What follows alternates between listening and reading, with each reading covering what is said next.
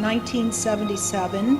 It was a very cold day in New York City, and I took an audition for the Coconut Grove Dance Theater, and I was rejected. And I was a waitress at the time, and during the evening on my shift, who should walk in and come to my station but the director of the company. And I told her I really wanted the job, and I really wanted to dance. And she says, okay, I'll give you another consideration. Her name was Billy Kirpage. So 2 weeks later, I signed a contract, looked for Coconut Grove on the map, knew where I was going.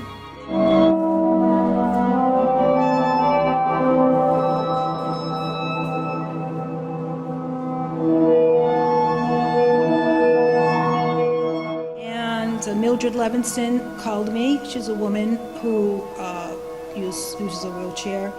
So she asked me if could she be involved in a piece of choreography, and she was also a writer. So I thought it would be interesting for her to speak about her life.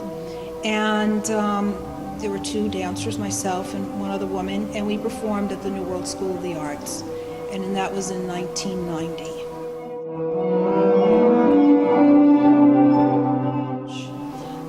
It's very difficult to paste my movement onto a dancer that has a specific disability, so I have to get as much as I can out of them, see what they're willing to try, see how far I can push them in order to create a language that I can use.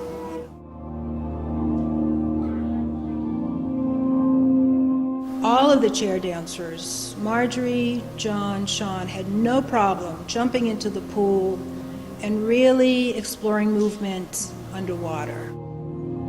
When you don't have the chair that's bounding a movement, bounding a body, keeping a body in earthbound. Right, there's an incredible amount of freedom in underwater.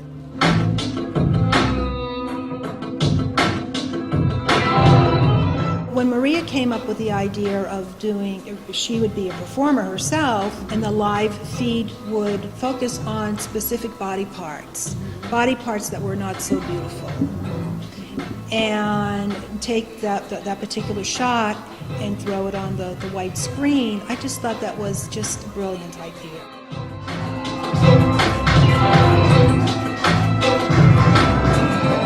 There were 5 dancers. We traveled to Podgorica, which is their capital, and we completed a 5-day workshop, and we did a community performance with their dancers, my dancers.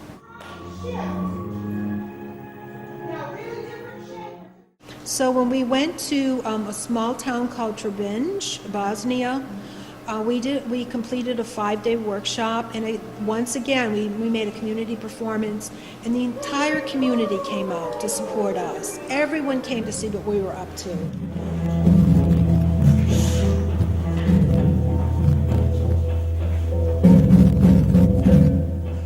And the third part of our organization is that we have an educational wing where we work with high school students who have special needs every year. We complete a 10-week residency, and then these high school students, they're usually 200 in number, they come together and they make a performance that's guided with my team teachers who are dancers in the company. The future, I will be totally honest, we need some more money. Yeah. I mean, we've been cut and cut. I mean, I know this is a tough time for everyone, but I'm really proud of Mano a Mano and Buoyant Dreams, and I really would like to tour with that work. I would like to find the funding where we could just take those 2 pieces and show different communities throughout Florida and throughout the nation. And we've done some touring, but we don't take. It's impossible to take sets or props or screens. And in order to do that work, we really need funding, right? One thing I've enjoyed doing is challenging the audience to look at dance, through a different prism.